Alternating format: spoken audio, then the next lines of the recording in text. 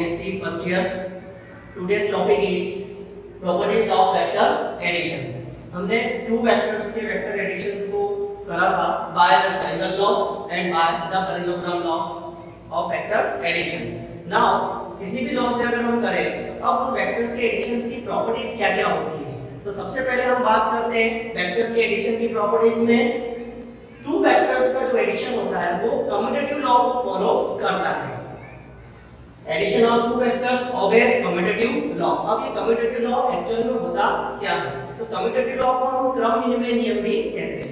It means अगर हम to vectors के एडिशन के ऑर्डर को इंटरचेंज कर दें तो भी उसके रिजल्ट पर कोई इफेक्ट नहीं होता है. जैसा कि हम स्केलर क्वांटिटीज में कहते हैं, मैथमेटिकली सपोज कर लिए हमने 1 + 2 करा तो 1 + 2 का रिजल्ट जो है वो आता है 3 स्केलर क्वांटिटीज के हिसाब से, मैथमेटिकल पोर्शन के हिसाब से. अब अगर हम इसके ऑर्डर को इंटरचेंज करते हैं 2 + 1 = ये भी कितना आएगा 3. इट मींस स्केलर क्वांटिटी के हिसाब से हम ये कह सकते हैं 1 + 2 = 2 + 1. अब ये तो हो गई स्केलर क्वांटिटीज की बात. सिर्फ इसमें क्या होता है, मैग्नीट्यूड होता है. There is no need to direction. But जब हम वेक्टर्स की बात करते हैं तो दो वेक्टर्स के एडिशन का जो रिजल्ट आता है, अब चूंकि वेक्टर है तो मैग्नीट्यूड के साथ साथ क्या होगी, डायरेक्शंस भी होगी. तो एडिशन जो है वो कुछ लॉज को फॉलो करता है. तो उसमें सबसे पहला लॉ हम बात करते हैं कम्यूटेटिव लॉ, जिसमें ऑर्डर क्या होता है, इंटरचेंज होता है. तो if the order of addition of two vectors is reverse, अगर हम क्या करें टू वेक्टर्स के एडिशन के ऑर्डर को रिवर्स कर दें, then their resultant vector remains the same. So जो resultant vector होगा वो क्या रहेगा, सेम रहेगा. सपोज कर ले हम दो वेक्टर्स ले लें, vector A and vector B. अब हम क्या करेंगे, इनका एडिशन करते हैं. एडिशन में हमने करा vector A plus vector B. So according to this commutative law, अगर हम इसके ऑर्डर को रिवर्स करते हैं, A प्लस B के प्लेस पर हमने क्या लिख दिया, B प्लस A, तब रिजल्ट पर कोई इफेक्ट नहीं होगा. It means according to commutative law A plus B equal होगा किसके, B प्लस A के. अब ये तो कम्यूटेटिव लॉ हो गया. अब how can we prove the commutative law? Commutative law को हम प्रूव कैसे करेंगे? तो अब हम इसके प्रूफ की बात करते हैं. तो इसके प्रूफ के लिए सबसे पहले हमने मान लिया हमारे पास टू वेक्टर्स हैं, vector A and vector B. एक पैरेललोग्राम लॉ का हम इसमें यूज करेंगे. एक पैरेललोग्राम बनाया हमने, इसको यहां लिखा हमने, ये है वेक्टर A और ये है वेक्टर B. इस इंटरसेक्शन पॉइंट को हमने नाम दिया P. वेक्टर A की जो लेंथ है वो है हमारे पास PQ, वेक्टर B की जो लेंथ है वो है हमारे पास PR. नाउ अब हम इस पैरेललोग्राम को कंप्लीट करते हैं और डायगोनल ड्रॉ करते हैं. ये जो डायगोनल है हमारा जो इंटरसेक्शन पॉइंट से ऊपर जा रहा है, ये वेक्टर A और वेक्टर B का क्या कहलाएगा, रिजल्टेंट कहलाएगा. इस रिजल्टेंट को हमने कहा वेक्टर C. नेमिंग हम कंप्लीट कर दें, इसको हमने P Q R और यहां नाम दे देते हैं इसको S. तो ये P Q R S हमारे पास एक पैरेललोग्राम हो गया. अब इसकी एक प्रॉपर्टीज होती है कि अपोजिट साइड्स क्या होते हैं, इक्वल होते हैं. अगर PR वेक्टर B है तो QS क्या होगा, वेक्टर B होगा. अगर PQ वेक्टर A है तो RS क्या होगा, वेक्टर A होगा. मतलब पैरेललोग्राम की प्रॉपर्टी के हिसाब से अगर हम बात करें तो वेक्टर PQ = वेक्टर RS. इसको हमने कहा vector A. Second vector PR ये इक्वल होगा वेक्टर QS के, दोनों की लेंथ इक्वल वेक्टर B के. Now we want to prove the commutative law using parallelogram. So we have a parallelogram PQRS. एक पैरेललोग्राम हमने ले लिया PQRS. इस पैरेललोग्राम को अगर ध्यान से देखें तो यहाँ हमारे पास दो ट्रायंगल हैं. इसको हमने नंबर 1 खेल दिया समझने के लिए और इसको हमने 2 खेल दिया. तो एक ट्रायंगल हमने लिया PQS. पहले हम इस ट्रायंगल की बात करेंगे, है ना. तो इन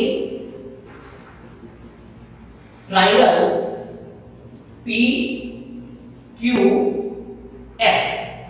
अब ट्रायंगल लॉ का अगर हम यूज कर ले तो P Q क्या है हमारे पास वेक्टर A, Q S हमारे पास है वेक्टर B। तो vector A plus vector B ये इक्वल होगा किसके third side in opposite order it is vector C के। इसको हम ये भी लिख सकते हैं vector PQ plus vector QS ये इक्वल होगा हमारे पास वेक्टर PS के। इसको हमने दे दी इक्वेशन नंबर 1। नाउ इसी डायग्राम में अब हम सेकंड ट्रायंगल लेते हैं। हमारे पास ट्रायंगल है तो in triangle PRS again law की बात करें तो PQ या PR vector PR plus vector RS ये दोनों सेम ऑर्डर में है तो सेम ऑर्डर वाले टर्म्स को हमने ऐड करा PR plus RS is equal to इसका रिजल्टेंट अगर हम देखें तो PR और RS का रिजल्टेंट है हमारे पास PS। तो PR plus RS is equal to हमने कितना लिखा PS। तो ये हमने लिखा vector PS। Now using the diagram put the value of PR RS and PS। तो वेक्टर PR की वैल्यू कितनी है हमारे पास वेक्टर B है प्लस वेक्टर RS की वैल्यू कितनी है हमारे पास वेक्टर A है इज इक्वल वेक्टर PS की वैल्यू कितनी है हमारे पास वेक्टर C है। इक्वेशन नंबर हमने ली 2।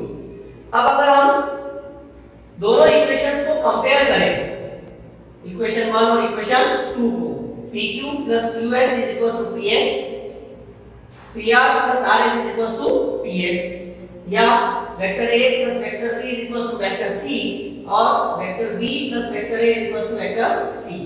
सो राइट हैंड साइड जो है जो दोनों इक्वेशंस की वो क्या है इक्वल। तो यूजिंग इक्वेशन 1 एंड 2 अगर राइट हैंड साइड इक्वल है तो लेफ्ट हैंड साइड क्या होगी इक्वल होगी।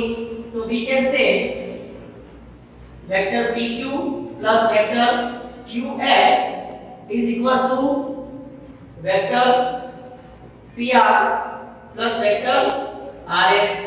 अब वैल्यू अगर हम पुट कर दें तो vector A plus vector B is equal कितना आ गया हमारे पास vector B plus vector A। तो यहां हमने देखा कि वेक्टर एडिशन जो है यहां पर टू वेक्टर्स का that is vector A and vector B का ऑर्डर इंटरचेंज करने पर भी रिजल्ट हमारे पास क्या आया सेम आया। मतलब vector A plus vector B is equal to कितना आया हमारे पास vector B plus vector A। It means two vectors का वेक्टर एडिशन जो है वो कम्यूटेटिव लॉ को फॉलो करता है। अभी हमने दो वेक्टर्स के वेक्टर एडिशन में कम्यूटेटिव लॉ की बात करेंगे कि अगर हम ऑर्डर इंटरचेंज कर दें तो भी रिजल्ट पर कोई इफेक्ट नहीं होता है। But if we add more than two vectors 3 or more than 3 vectors so इस केस में कम्यूटेटिव लॉ यूज नहीं होगा। अब हम इसके लिए बात करते हैं हमारे सेकंड प्रॉपर्टी की एसोसिएटिव लॉ। एसोसिएटिव लॉ के according the addition of 3 or more than 3 vectors is not affected however the group of component vector is made। मतलब अगर हम 3 or more than 3 vectors को जोड़ें तो क्या ये एसोसिएटिव लॉ को फॉलो करता है। अब एसोसिएटिव लॉ क्या हुआ तो अब हम बात करते हैं सपोज हमारे पास 3 वेक्टर्स हैं vector A vector B and vector C। अब एडिशन अगर हम दें vector A plus vector B plus vector C।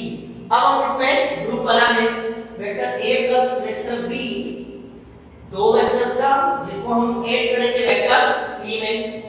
According to this law or the associative law, vector A plus vector B plus vector C is equal to vector A plus vector B plus vector C। It means जब हम grouping कर रहे हैं तो जो group रहेगा components का जो वेक्टर्स का कंपोनेंट्स का ग्रुप मेड हुआ है उस पर कोई इफेक्ट नहीं होगा अकॉर्डिंग टू एसोसिएटिव लॉ। अब इसको अगर हम बात करें कि how can we prove the associative law, तो इसके लिए अब हम तीन वेक्टर्स ले लें।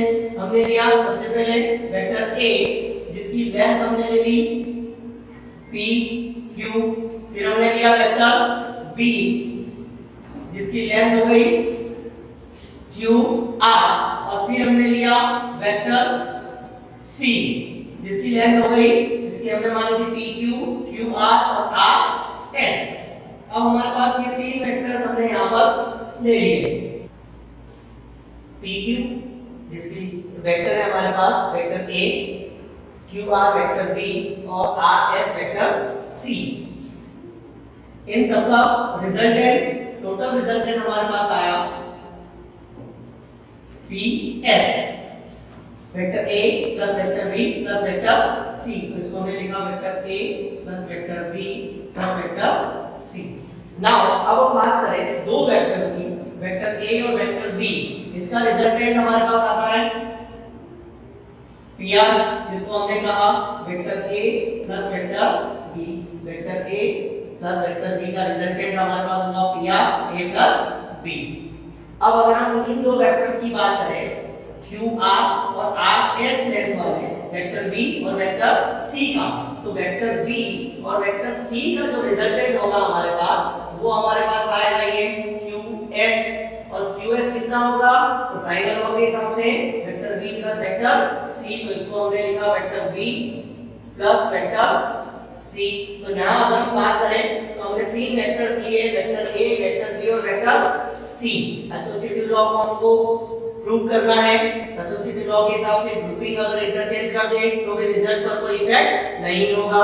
इसके लिए हमने तीन वेक्टर्स ले लिए, pq वेक्टर a की लेंथ है, qr वेक्टर b की लेंथ है और rs वेक्टर c की लेंथ है। ट्रायंगल लॉ में हमने यूज करा pqr में वेक्टर a और वेक्टर b का रिजल्टेंट बन गया pr a plus b, vector b और वेक्टर c का रिजल्टेंट बन गया qs vector b plus vector c।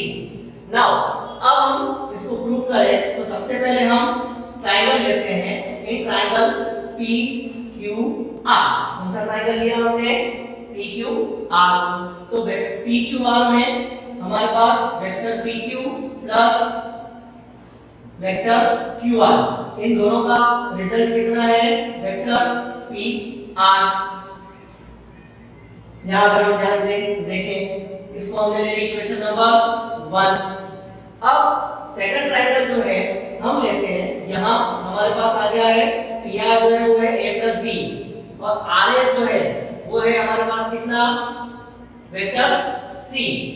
तो एक वेक्टर साइड हमने a प्लस b ली, एक वेक्टर साइड हमने कौन सी ली वेक्टर c ली। तो यहाँ पर इस वेक्टर PR और इस वेक्टर RS इसका रिजल्टेंट कितना होगा PS होगा। तो यहां हम बात करें सेकंड ट्रायंगल, ट्रायंगल PRS में vector PR plus vector RS, vector PR plus vector RS is equals to कितना है वेक्टर PS। इक्वेशन नंबर हमने ली 2। नाउ नेक्स्ट हम बात करते हैं हमारे नेक्स्ट ट्रायंगल की, in triangle Q R S की, क्यू आर एस में। अब क्यू आर एस में सबसे पहले देखें तो क्यू आर सेम ऑर्डर में, तो वेक्टर क्यू आर प्लस इसी का ऑर्डर आगे बढ़ाओ वेक्टर आर एस, तो Q R plus R S ये इक्वल होगा रिजल्टेंट कितना है इसका वेक्टर qs, इसके रिजल्टेंट के इक्वल। अगर हम qr को वेक्टर b लें, rs को वेक्टर c लें, तो qs जो है वो हमारे पास इक्वल हो गया किसके vector b plus vector c के। इसको हमने ले ली इक्वेशन नंबर 3। अब सेकंड जो है हम इस ट्रायंगल की बात करते हैं, ट्रायंगल है हमारे पास q S P, second triangle हमने क्या लिया क्यू एस पी की। तो फर्स्ट ट्रायंगल PQR में vector PQ plus vector QR is equal to हमने लिया था PR इक्वेशन नंबर 1। PQ की वैल्यू कितनी है? तो PQ की वैल्यू है हमारे पास वेक्टर है, यहां पर नोट डाउन कर देते हैं इसको। QR इसकी वैल्यू है हमारे पास वेक्टर B, यहां हमने नोट डाउन कर दिया। तो vector M plus vector B is equal to कितना है हमारे पास? Vector PR। फिर हमने सेकंड ट्रायंगल लिया था PRS, PR plus RS is equal to PS। PR की वैल्यू कितनी है हमारे पास? तो PR की वैल्यू है हमारे पास A प्लस वेक्टर B, और RS की वैल्यू कितनी है हमारे पास? Plus vector C। ये इक्वल है हमारे पास किसके? PS के। इसको हम इक्वेशन नंबर 2 लिख देते हैं। फिर हमने ट्रायंगल QRS लिया, QR plus RS QS, QR की वैल्यू B, RS की वैल्यू C, ये इक्वल हो गया किसके? QS के। अब हम लास्ट ट्रायंगल लेते हैं यहां पर, ट्रायंगल PQS। ध्यान से देखिए डायग्राम में PQS। अब इस ट्रायंगल PQS में vector PQ plus vector QS, vector PQ plus vector QS is equal to होगा इसका resultant PS। PQ plus QS इसका रिजल्टेंट हुआ PS। अब PQ की वैल्यू कितनी है? तो PQ की वैल्यू है वेक्टर A। QS की वैल्यू इक्वेशन 3 से हम देखें तो QS और B प्लस C, तो यहां पे लिखा vector B plus vector C, ये इक्वल किसके हुआ हमारे पास? वेक्टर PS के। इक्वेशन नंबर हमने ले लिया इसको 4। अब इन इक्वेशंस को अगर हम ध्यान से देखें तो इक्वेशन नंबर जो 2 हमने लिखी अभी, vector A plus vector B plus vector C is equal to PS, और इक्वेशन नंबर 4 जो हमने लिखी है vector A plus vector B plus vector C is equal to PS। इसका मतलब हम बात करेंगे यूजिंग इक्वेशन 2 एंड 4। तो इक्वेशन 2 और 4 को अगर हम ध्यान से देखें तो राइट हैंड साइड जो है वो दोनों क्या है? इक्वल है। तो लेफ्ट हैंड साइड की क्या होगी?